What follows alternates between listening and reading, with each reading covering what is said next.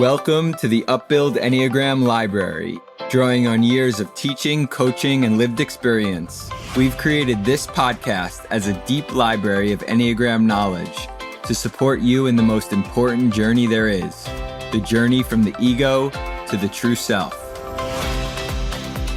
Hi, this is Vipin. Before we get into the episode, we wanted to share a few things happening at Upbuild. We've got our 6-month coaching certification program, a bi-weekly space for deep conversations on the Enneagram called Enneagram Library Live, and our weekly spiritual gathering, Remembering Who We Are. You can learn more at upbuild.com. And now, on to the episode.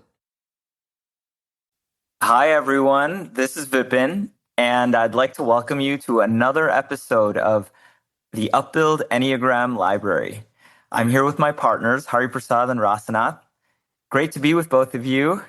Very happy to be here. Today, we're exploring another deep and transformative dimension of the Enneagram, the passions and the virtues. The passions describe the emotional traps that keep the ego structure in place, and the virtues, on the other hand, point toward the qualities that naturally emerge as we become less identified with the ego and more aligned with the true self. So to begin, Prasada and Rasanath, could you explain a bit more about what are the passions and virtues in the Enneagram? The Enneagram types each consist of 2 qualities. One when they're at their best, and the other when they're in the pit of suffering. And that's what we're talking about here. So the virtue is a unique aspect of the type that emerges when they're healthy and present, that shows the beauty of that type. It's really helping the essence qualities to radiate out from the type. So each type has as its core their essence qualities. That's really what the type is made of. And then there are so many coverings of ego and further identities and desires that block our potential of manifesting who we really are with these amazing qualities, these gifts. So the virtue is when we focus on it, it helps us to remove the static and to get past the coverings for the essence of the type to shine forth. The essence qualities will shine. So this is one aspect of the type that is an unlock for the type to really come out. And it's directly correlated to the passion, which is the suffering. So in Latin, passion means suffering. So this is the suffering of the type. It's something which governs based on this one quality that the type is so bound by that they can't get out of it. Their whole life runs based on this suffering, which is, by the way, unbeknownst to them. This is something which takes a lot of digging, and it's running all the time. But like with practically all of our Enneagram work, we don't see it. It's unconscious. That's the deadliest part. And the passions also correlate, we can say another word about this, but they correlate to, in Christianity, the 7 deadly sins with some extension. But there are 9 types, 7 sins, so it's not a direct matchup just like that. But it's based on the understanding also of 7 deadly sins. So it's something which is deadly, and especially so because we're not conscious of it, that keeps us locked into our egoic patterns. You've really whetted my appetite to want to hear about the passions and the virtues of each type. But before we go there, will you share a bit more about where these ideas come from? The passion and virtue were synthesized by Oscar Ichazo, this Bolivian philosopher and very, very key, not only teacher of the Enneagram, but part of the development of the framework. He's one of the most instrumental persons to make this framework what it is today. And he was studying ancient mysticism from different traditions, and the Desert Fathers contributed a lot. So he was also studying the Desert Fathers in Christianity. And there was one particular Desert Father named Evagrius Ponticus, who spoke about vices that are very, very difficult to overcome, that run us. And Ichazo was able to map those to the Enneagram types. And this then became codified later on from Evagrius Ponticus's work as the 7 deadly sins. So Ichazo looked at that. He saw correlation to the 9 types on the Enneagram very mystically. Not to say that we don't all suffer from all the 7 deadly sins. Of course we do. They're universal. But there's a particular flavor. There's a particular leaning into one of them that then governs us. So from there, the psychiatrist, Claudio Naranjo, the teachers of our teachers, Don and Russ at the Enneagram Institute, Don Riso and Russ Hudson, he further developed that and integrated that with more psychology. Ichazo was also very psychologically minded. And then Don and Russ continued to adapt and evolve this framework, and we follow in their footsteps with the virtues and passions. Okay, great. So now, can you give us a brief tour of the passions and the corresponding virtues for each of the 9 types? So for the first type, the type 1, the moralist, the passion is resentment. Ones are looking at the world and are seeing everything that's wrong, everything that's bad, everything that's preventing them from being good. And they feel so bitter. Oh my God, that world just does not align with my values. People aren't listening to me. How the heck am I going to show them what is right, what must be done? They are insolent. So much resentment, and it boils in me. So that is, of course, not the most inspiring feature of the one. It's not something which then further invites people to align with them and feel that they want to transform their values and align with them and make the world a better place. So then the one feels more resentment, and this becomes a vicious cycle. This is how the passion works. Now, what happens to be able to surmount that foremost obstacle of the passion is I have to focus on the virtue, which for the one is serenity. The serenity that I am not the controller. I am not in charge of what people's values are, how they manifest them, how the world functions. I'm just not that powerful or important or influential. I have to reconcile with that. That's not easy. My ego makes me think, no, but you must. How can you think that? You must be good. Show them.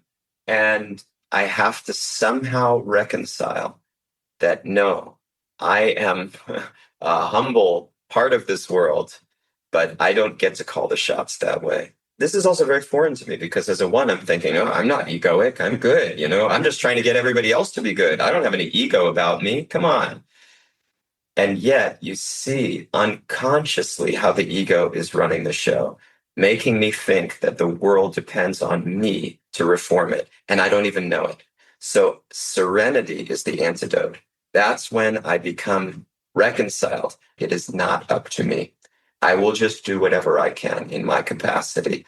That is the serenity. And of course, Reinhold Niebuhr is famous for this beautiful serenity prayer. I really need to be able to see what it is that I can change, what it is that I can't, have that wisdom to know the difference, right? So the courage to change what I can, the serenity to accept what I cannot, and the wisdom to know the difference. This is what the virtue is like for the one. I'm already getting the sense that these virtues and passions are both very logical when you understand the type, but also not obvious necessarily. Exactly. So Rasanath, please, could you share the passion and virtue of the 2? The passion for the type 2 is pride. And this will be very surprising. And they themselves are very surprised when they learn about the passion for their own type, because the type 2 doesn't come across as proud. Yeah, that feels like the passion for the type 3. We'll come to that. It has a very specific flavor. I would say pride is underselling the type 3. But for the type 2, because they express themselves as wanting to serve other people, so how can someone who is serving be proud? But the suffering behind this sense of service is that I am the source of love. Only I can give it to you. And when you take it even deeper, 2s tend to deny their own needs. They behave as though everybody else around them have needs, but they are above it. That is the pride. That's the pride. Okay. But it's disguised, which is why it's so hard to understand. Sleuth it out. Yeah. And that's the beauty of understanding the passion and the virtues, is the suffering is so deep that sometimes it defies the way the type presents itself. But that is the reason why the type is going through the suffering, is the passion of the type. So for the type 2, it's pride. And the virtue is the opposite of pride, which is humility. Now, 2s, again, will say, well, they naturally come across as humble people, that they only want to serve somebody else. But the humility here is the recognition of my own human limitations, the true acknowledgement that I have needs. And it can feel so hard for the 2, because subconsciously they want to be the source of all love. And when I have needs, how can anyone love me? But the understanding that I have needs and the learning how to ask for my needs to be met is the practice of humility, which is very antithetical to how the type 2 wants to show up. Because if they are asking for help, their entire sense of identity of being the helper is obliterated. So illuminating, these passions and virtues. So let's go to the type 3, Hari Prasad. So the 3's passion is vanity. Rasanath was saying that it sort of builds from pride and it takes it to another place. Not to say that the 3 is any worse off than the 2. It's not the case. But I was appreciating Rasanath's humorous angle on this, which I think is fitting. Vanity is the expression of how I revel in my own glory, is the expression of vanity. Yes, except the 3's are also looking to come across as humble because people don't like the vainglorious. So it gets very tricky. The passion for the 3 is this vanity that I am so competent, so capable. No wonder I'm such a success. Of course, everybody should just love me and worship me. I mean, I don't think that they should do that, but they should just do it. I'm not thinking this. It's just they should do it. So again, these are unconscious thoughts. They're not conscious of this. This is the key.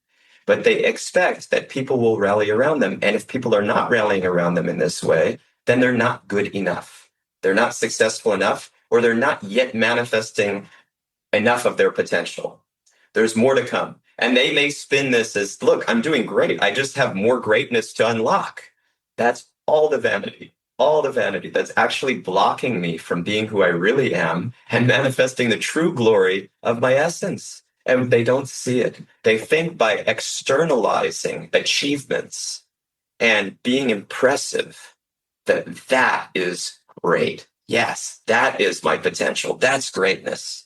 It's actually the exact opposite.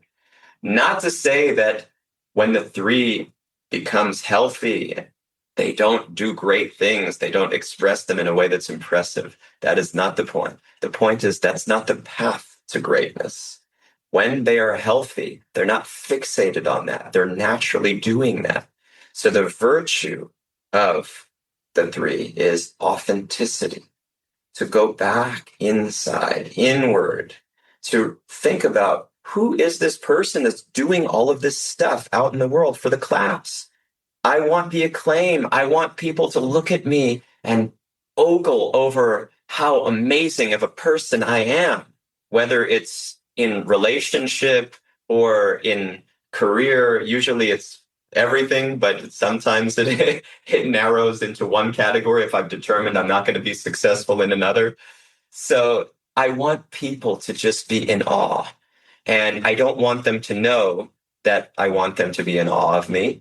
I don't even want to know that I want them to be in awe of me. I rationalize it that it's just my own meritocracy, the internal system of meritocracy that warrants this. And so to heal this madness of moving so far away from myself out into the world for achievement, I have to focus on who I really am inside. I never ask that question. And when I do, I ask it on such a shallow, superficial level, I can never get a proper answer. Who am I really? That is authenticity. I will align with that. And that requires some deep self-understanding on a psychophysical level, but a much deeper understanding on a soul level, on the level of the core. So when I do that, and when I behave accordingly, when I conduct myself with a deep conviction in the true self, this is true for all the types, but for the three, you can see how this plays out is that I'm so externally oriented. I have to really go back, as Don and Russ would say, to the scene of the crime, where I've abandoned my heart and where my self resides, and be authentic, ask deeper questions of myself, uncover who is it that's behind all of this doing, and align with that. That is not easy, but that does everything.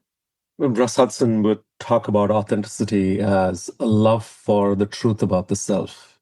I will be uncompromisingly adhering to the truth about myself, is the resolve that the three makes. It's a movement from the love of the self to the love of the truth. It's actually a movement from the love of the false self. Exactly what I was going to say. The Yeah. false self. Thank you. Yeah. It's not about the love. It's about where the love is directed to that makes all the difference. And this authenticity will stand in contrast to the authenticity of the four, which is coming up. So we'll see how that is, Rasanath. Yes, let's go into the four, Rasanath. For the type 4, the passion is envy. And the expression of it, fours tend to be, tying it back to what we talked about authenticity, there is a way in which fours tap into the tragic sense of life, so to say. There is a feeling, a deep-seated understanding that there are more sorrows in life than there are good times. The sorrows also have a longer shelf life. And they're tapping into the truth about the material world. Now, what then happens is I begin to feel that I'm the only person who is experiencing the limitations. I'm just fundamentally flawed, and others don't have the same flaws as I do. And when it comes down to that way of seeing the world, I feel envious of others. And that envy, it's a poison, where everything, when I see somebody happy, I have to somehow undercut that as, oh, that's just shallow. Right? You see how the 4 does that. There is a sense of a snobbish dismissal of anything that appears to be happy because of the envy, the feeling that I'm just more fundamentally flawed than other people. So I just have to bring them down. Just to add to that, the 4s are typically right on this, that the happiness that they perceive as shallow is indeed shallow. What they're wrong about is the sort of animosity, the malice of not wanting others to be happy, not being their well-wisher. That is the poison. Moreover, this gets further embarrassing for the 4s who are all about authenticity.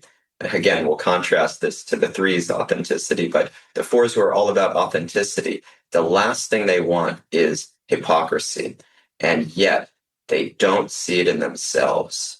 That when they are decrying the happiness of others for being shallow, they don't understand their own shallowness. And the virtue for the 4 is equanimity.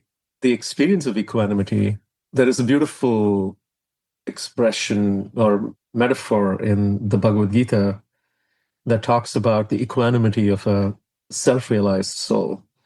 The metaphor that they give is of the ocean and the rivers flowing into the ocean, but the ocean never seems to increase its size. It still stays the same, even when there is so much water flowing into it. Right? And the equanimity of the 4 is the ability to, it's not that I don't feel, I feel a lot, but because of the depth, the genuine depth I have.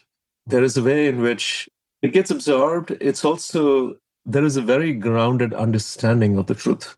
And from that place, I look at the world from a place of depth and not from a place of agitated emotions. Very different experience. It's not dramatic as typically the not so healthy four would express themselves.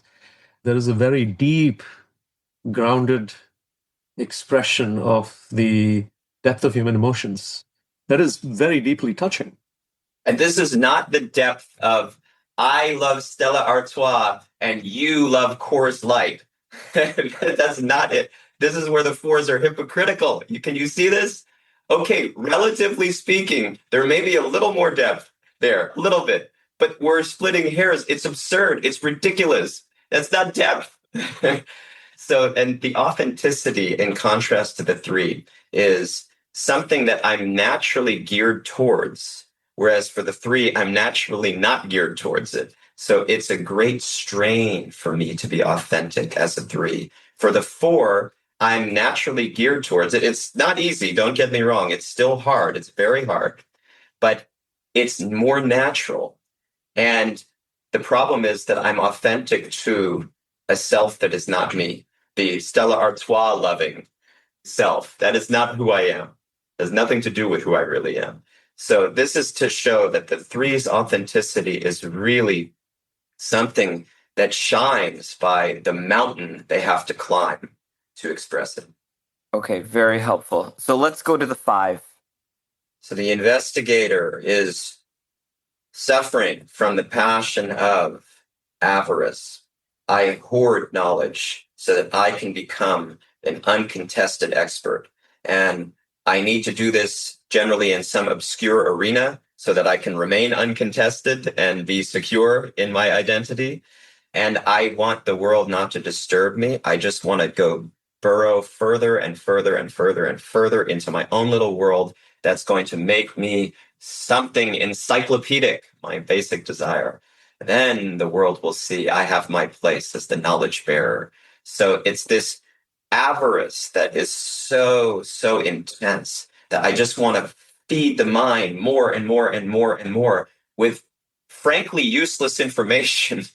I'm not here to try to serve the real self of humanity, what to speak of other species that are also a real self. I'm here to just feed my own desire to be somebody encyclopedic, somebody who's an expert, somebody that you can look to as a guru. This is completely selfish. And it's such an obsession.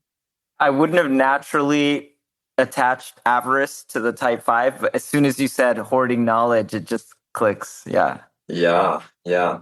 So then the virtue for the 5 is non-attachment. And that is specifically in the realm of knowledge and trying to establish myself as an expert. Now, again, the 3s are also trying to establish themselves as experts so that the world sees them in the way that they want to be seen. The 5s are doing this for their own sense of averting ignorance, my basic fear. I want to know that I know, and that I have a place in the world for my knowledge, that I'm important because I have something to offer you. I feel like I don't fit into this world. I'm just so heady. Emotions are so foreign to me. Relationships are overwhelming. They're difficult for me to navigate. I don't understand my own heart. I don't really want to. And I need some identity that makes me belong. I don't want to feel like an alien. So I am diving deeper and deeper and deeper into knowledge to try to bring that about. And non-attachment is, no, that's not my identity. That's not what I exist based on. Of course, when a 5 is healthy, just as we said about the 3, it's not that they won't be knowledgeable. It's not that they won't have a place in the world of giving knowledge. It's just that that's not the fixation. Instead, they actually want to serve. So non-attachment is, I will only gather what knowledge is beneficial for myself and the self of others. I give it out of love because I really want to benefit you. I want the best for you. This is the non-attachment. Wonderful. And the type 6, Rasanath? For the type 6, the passion is faithlessness. And we can understand this because the 6s really struggle with self-trust. We know how difficult it is for the 6 to put their trust in anything. Now, they're tapping into the truth of the world again, which is, yes, can things go wrong? Yes, things can go wrong. But then when we ask them the probability of how something can go wrong, then even if it's 10% probability, 5% probability, 2% probability, just the fact that the probability that something can go wrong exists, it gives me enough credence that I should just not put my faith. So, because I live in the terror of trusting and then being let down. So the best way of not being let down is to just not put myself in that place. But then if I can't put faith, then all that I have is worry, because I have to still live in this world, which means fundamentally, we are beings of faith. And so when fundamentally we are beings of faith, and that is the very thing I can't repose, then what do I do then? That's the suffering of the 6. Denying my own fundament. Exactly. Or not knowing what to do with it. So the virtue for the 6 is courage. And you see why it's not faithfulness necessarily, which is the opposite of faithlessness. It's courage. And the idea of courage is taking on the possibility that I might put my faith in something and still be let down. And yet I have to do it. It's not the absence of fear. It's not the presence of 100% guarantee. It's the presence, it's the very presence of fear. It's the presence of the possibility that I will be let down. And yet I have to put my faith. That's the idea of courage. So the passion seems to veer farthest from the 7 deadly sins. Faithlessness, I think, is not directly one. The way Don Riso defined passion was the suffering of the heart when one is disconnected from God, which directly ties to the idea of faithlessness.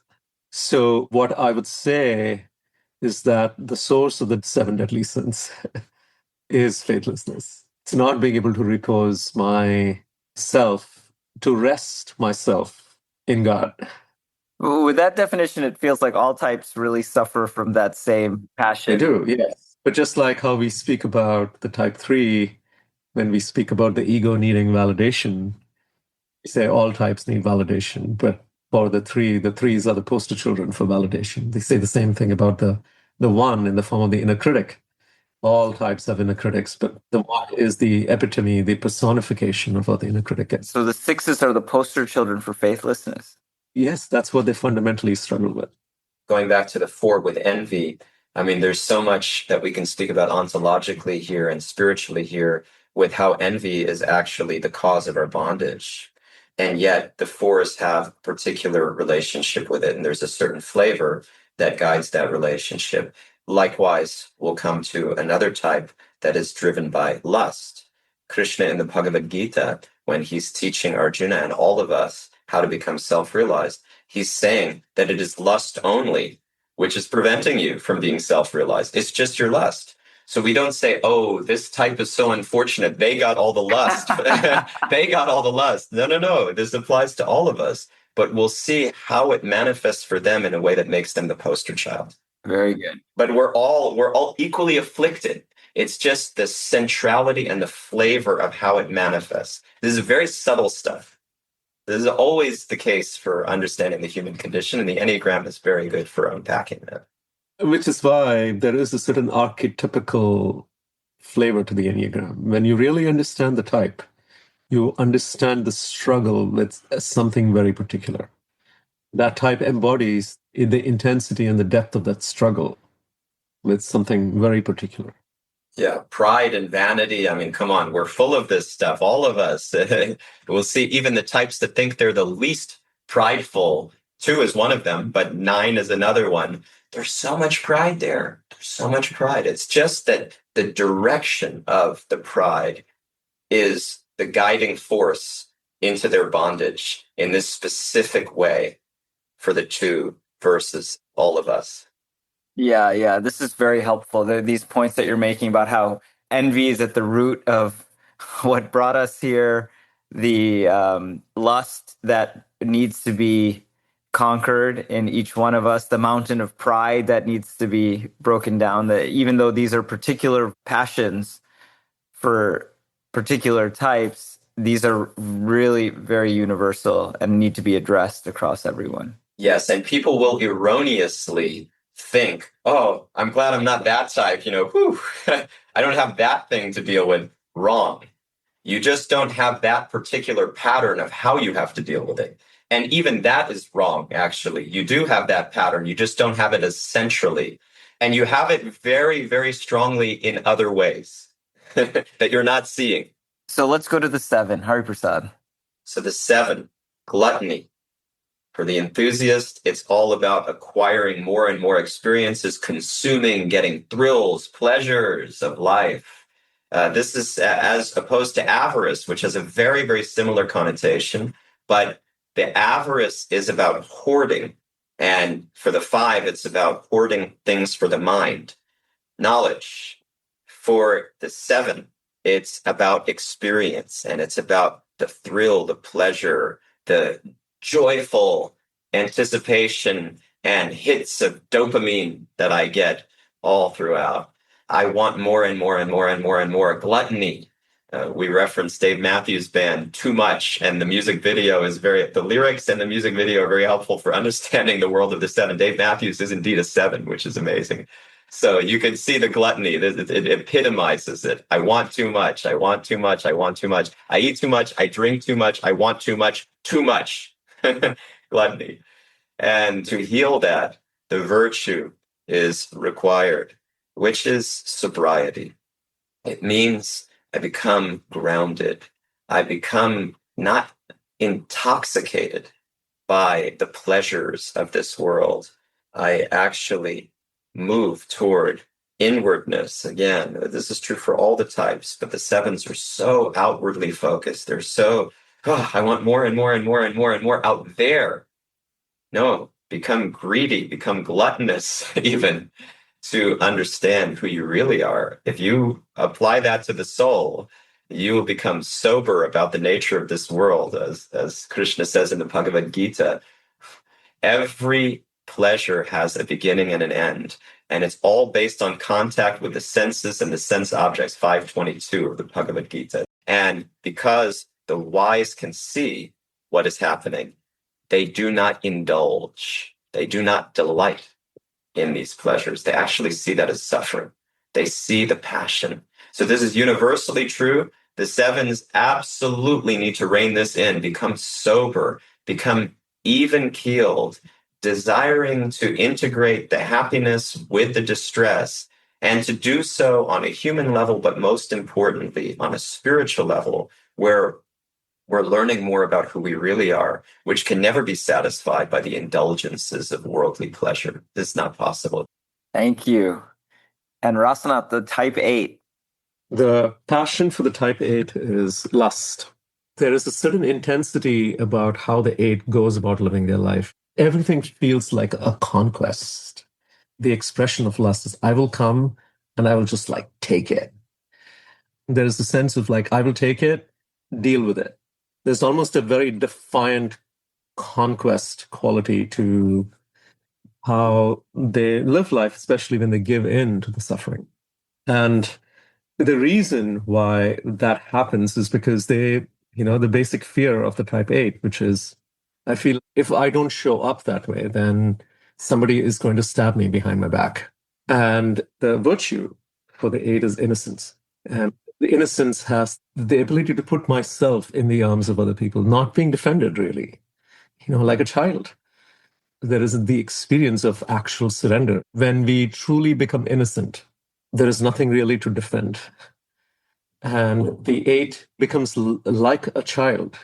It's the complete opposite of how they express themselves, where I can let others carry me, where I can let others truly care for me.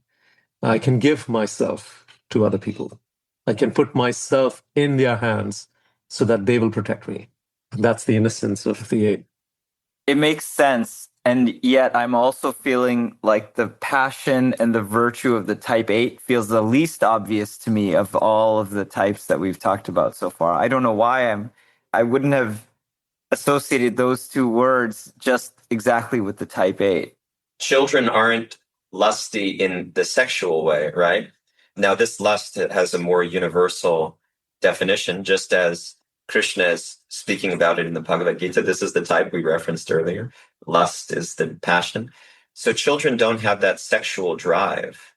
And here, the innocence is that I'm not driven by these tentacles of like conquering people and things, the way that a child walks through the world. I become much more in wonder of the world rather than trying to own it and conquer it for myself. Yes, and control it for myself. That's how this works. Now, of course, I should say that lust also has a strong sexual connotation that is intentional and that is a root cause of things. If you look at things spiritually and why yogis or spiritualists of all traditions will look to conquer that appetite as well. But this applies very, very broadly. Thank you. So let's finish up with the type 9, Hari Prasad, the passion and the virtue of the type 9. So for the peace seeker, the 9, the passion is sloth. There is a kind of reluctance, a reticence to take responsibility for my life. I feel myself as insignificant. That's a safe place to be so that I don't have to deal with the challenges of life, which are not peaceful. I want to be peaceful all the time. My ticket to peace is just don't take on responsibility. Let others handle that. You go do your thing. I'll be over here. I'll be happy by my peacefulness. Even if I'm not so happy, I'm much less happy out there. At least there's some modicum of peace here. So I am run by this unwillingness to engage, a stubborn unwillingness, a kind of languorousness that I just leave me alone. Let me wallow away my time in peacefulness, fantasy land, la la land. You do all of your doing and I'll look and I'll think, how unpeaceful you are. But this doesn't do anything for the 9. This doesn't help even slightly. It's their philosophical stance of having figured out life to be a necessity of peacefulness and everybody else is missing the boat is just their own pridefulness. It's their own arrogance, actually. They have missed the boat. So what it takes to actually make this healthy, to heal this terrible suffering of feeling insignificant, which nobody actually wants to feel. Even the 9s don't want to feel this way. It's a defense mechanism. It's just to try to cope with greater suffering they're terrified of. So again, the virtue then comes down to engagement. I give up my petty unwillingness, my sloth, my laziness to engage. And I decide I'm taking responsibility. I'm taking responsibility for my life and for the service of other people. I'm stepping into action. That's it. It's not about my peace. So I focus on engagement and I become peaceful by aligning with who I really am, which is peaceful by nature, no matter what. Wow. Thank you for this very rich tour through the passions and the virtues of each of the types and how the understanding of the passions and the virtues supports the movement from the ego to the self. Such an important, deep understanding. Thank you for sharing all of this with us. What would you both like to share in closing? It's very helpful to keep the virtues as something to really walk towards. There is a way in which when we understand the virtues and truly aspire to live the virtue, it quells the passion. There is a very direct correlation between the two. It's also the healing, the cure for the passion. So when I first learned this, the understanding of the virtues was very helpful for me to look towards, to deeply, genuinely aspire for. And when we strive towards the virtue, the passion begins to take care of itself. I love that. Thank you. So we don't need to do anything to invite the passion into our lives. It's there. We're swimming in it. What we have to do is invite the virtue into our lives. And it's also there, but it's buried. It's buried along with our awareness of the passion. So in order to get a hold of the virtue and to bring it out, which will then bring out our essence qualities and what makes us uniquely shine as our type, we have to first see what's blocking it, what's covering it, which is this passion, this quality that is taking us away from ourselves and causing our suffering. It's governing us by suffering, not what we want. But we have to see it. We don't see it. This is the key. And then when we see that, we can invite its antidote, which is the virtue and which will unlock the beauty of the real self. It's just that we have to do what is called anartha nivritti in the yoga tradition, bhakti yoga especially, the yoga of devotion. Anartha nivritti means clearing the unwanted things from the heart. Nivritti is to clear, and artha means value. Un negates. So anartha, that which has no value, and nivritti is clearing it. This is what we're talking about. Anartha nivritti, clearing the unwanted things in the heart so that we can let ourselves be free.